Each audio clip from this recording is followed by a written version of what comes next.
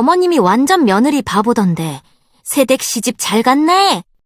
하지만 진실은 다릅니다. 너 밥은 제대로 하니? 살림이 이게 뭐야? 네 엄마가 안 가르쳐 주시든? 시어머니는 두 얼굴을 가지고 계십니다. 다른 사람들 앞에선 천사 같은 얼굴로 좋은 시어머니가 되고 저와 단 둘이 있을 땐 악마 조교가 됩니다. 아무도 믿지 않았던 시어머니 이야기 들어주실래요? 시어머니는 즉흥적이고 꼭 자기 방식대로 해야 맞다고 생각하시는 분이세요. 그날도 평범한 저녁이었습니다. 갑자기 저녁 같이 먹자며 연락도 없이 집으로 찾아오셨어요. 식탁 위엔 된장찌개, 계란말이, 그리고 2가지 반찬이 놓여 있었죠. 시어머니는 숟가락을 들기 전부터 한숨을 쉬시더라고요. 어째 상다리가 부실하다. 그리곤 된장찌개를 한술 뜨더니 인상을 팍 찌푸리셨습니다. 민지야, 이 된장찌개 너희 친정 된장 쓴 거니? 왜 이렇게 텁텁하냐? 순간 손에 들려있던 수저가 멈췄습니다. 그 한 문장은 단순한 맛 평가가 아니었습니다. 친정을 굳이 꺼내며 내 뿌리를 부정하고 나를 이방인으로 만드는 칼날이었죠. 울컥하는 마음을 억누르고 애써 웃어 보이며 대답했습니다. 아, 시중에서 산 된장이에요. 그 순간 시어머니는 말끝을 덧붙였습니다. 그래? 이런 거 쓰지 마. 몸에 안 좋아. 내가 집에서 된장 가져다 줄 테니까 다음엔 그걸로 해. 깊이가 달라. 이 날을 기점으로 시어머니의 방문은 점점 많아지기 시작했습니다. 어느 날은 건조기 전기세 많이 나가는데 왜 쓰냐고 눈치. 아이에게 간식을 주면 엄마가 돼서 그런 걸 먹이냐라고 핀잔을 줬습니다. 제 옷차림에 대해서도 지적은 끊이지 않았습니다. 꾸미면 결혼한 여자가 너무 화려하면 밖에서 오해받는다라고 하고 편하게 있으면 집이라고 편하게만 있으면 안 된다고 하시더군요. 그냥 제가 마음에 안 드시는 분이니 한 귀로 듣고 한 귀로 흘리려 했습니다. 하지만 그 말들은 점처럼 남아 내 자존감을 까맣게 잠식해 갔습니다. 어느 날 아이가 열이나 응급실에 다녀온 날이었어요. 새벽부터 정말 정신이 없었죠. 동이 트고 나서야 아이의 상태가 괜찮아져 지친 몸으로 집으로 돌아왔습니다. 그런데 집에 시어머니가 계시더라고요. 당혹스러웠지만 우선 아픈 아이가 우선이었기에 가볍게 인사를 드리고 아이를 방에 눕히고 나왔습니다. 시어머니는 이제 막 한숨을 돌리려는 제게 이런 말을 하시더라고요. 이게 다 네가 평소에 애한테 몸에 안 좋은 거 먹여서 그래. 너 우리 아들한테도 똑같이 그러지?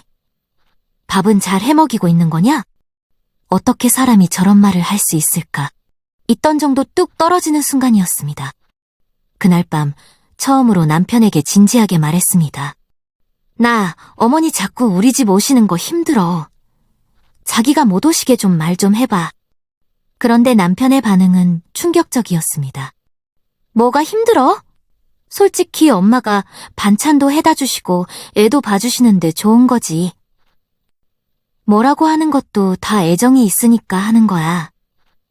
내가 봐도 엄마 말이 맞더라. 이참에 좀 배워도. 우리 엄마 말 예쁘게 잘만 하던데 자기가 자존심 상해도 좀 참아. 반찬이요? 주변엔 우리 며느리가 좋아하는 거라 한다고 하시지만 실상은 남편이 좋아하는 것들입니다. 애를 봐주신다고요? 제가 아이를 보는 걸 감시하십니다. 이게 진짜 애정이 있어서 하는 건가요? 깨달았죠. 아, 이 집에 내 편은 없구나. 며칠 후 시아버지 생신을 맞아 시댁에 모인 날이었습니다. 생신상을 차리던 중 주방에서 작은 수첩 한 권을 발견했습니다. 낯익은 필체, 시어머니의 글씨였습니다. 민지 밥상, 맛 없음. 아들, 결혼 후 피곤해함. 애가 반쪽이 된 것 같음. 살림 점수 마이너스 20점. 나는 그 자리에서 한참을 움직이지 못했습니다. 숨이 막혔고 가슴이 무너졌습니다. 이건 절 그냥 싫어하는 걸 넘어서 이 집안에서 몰아내려는 계획이었습니다. 그 뒤로는 말 하나 행동 하나가 다르게 들렸습니다. 저녁 식사 시간, 저도 있는 자리에서 시어머니는 남편에게 이런 말을 했습니다. 아들아, 내 얼굴이 점점 피곤해진다. 회사 때문이겠지만 집에서도 좀 쉬어야 하지 않겠니?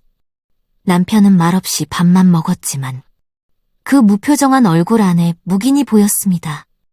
엄마의 말이 완전히 틀리지 않아라는 무언의 동조. 이후 졸려하는 아이를 잠시 방에 재우고 나오려는데 어머니와 남편의 대화가 들렸습니다. 아들, 저 아이는 너랑 맞지 않아. 지금이라도 늦지 않았어. 여자가 집안일도 제대로 못하면 가정은 금방 무너진다. 내가 아는 사람 딸이 승무원인데 손끝이 야무지더라. 그런 애한테 장가를 갔어야 하는데 어쩌다 저런 애한테 가서는. 내가 알아보니까 요즘 이혼하는 거? 아무것도 아니다. 어차피 별 볼 일 없는 며느리. 이혼하면 제 앞길 챙기느라 애 혼자 절대 못 키운다. 우리 아들 이혼하면 손주는 내가 봐줄 테니 이 결혼 다시 생각해봐라.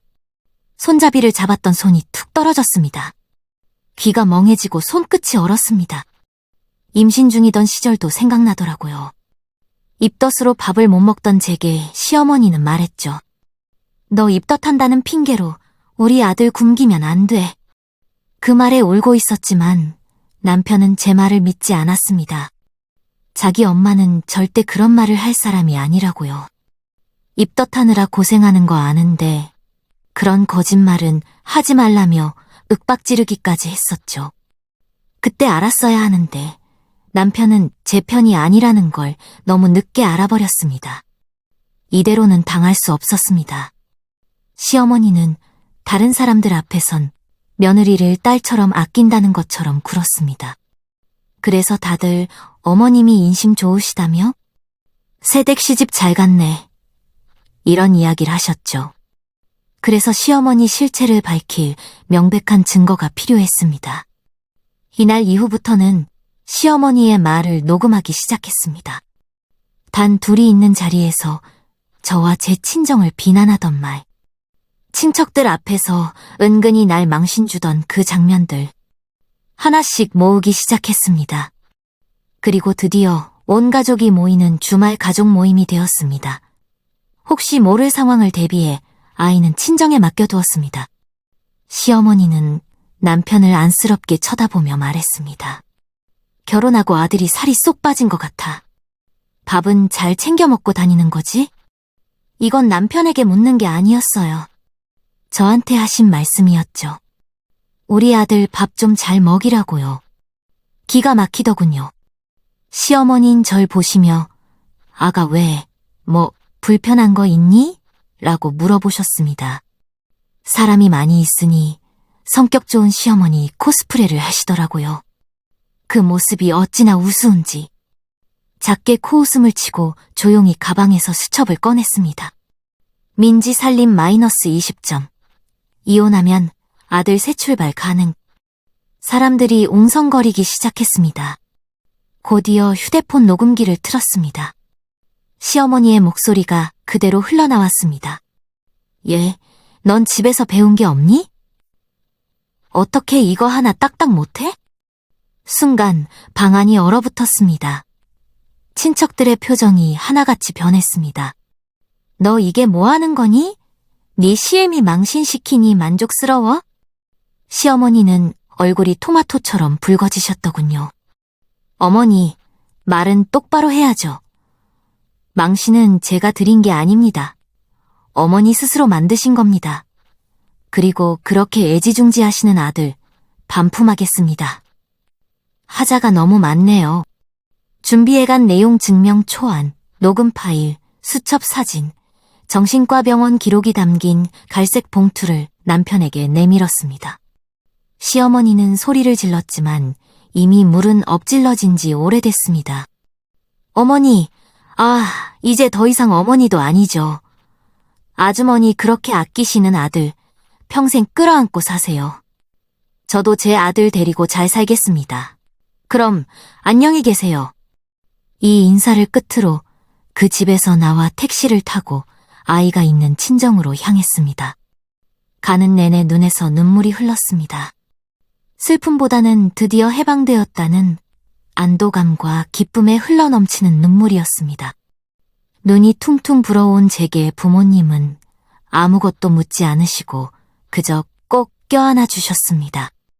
남편은 몇 날 며칠 잘못했다고 다시 한 번만 생각해달라고 애원했지만 이미 깨진 마음 그릇을 붙일 순 없었습니다. 길고 긴 싸움이었지만 지금은 완전히 이혼하고 아이와 함께 행복한 나날을 살고 있습니다.